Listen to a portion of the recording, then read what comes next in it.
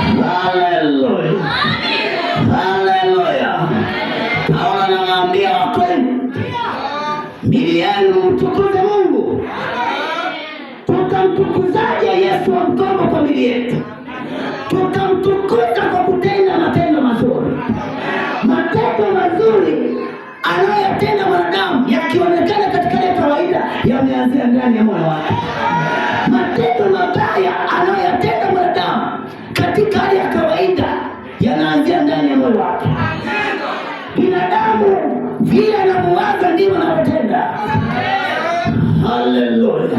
Unapomwona mwenzako anatenda dhambi katika hali ya kimwili au katika hali ya kawaida, ujue kwamba alishatenda katika moyo wake.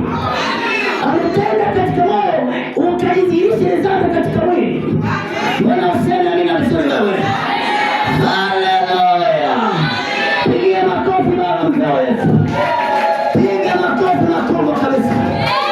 Leo ni siku yako ya kumwomba Bwana ili akujaze Roho Mtakatifu, ili akujaze Roho wake.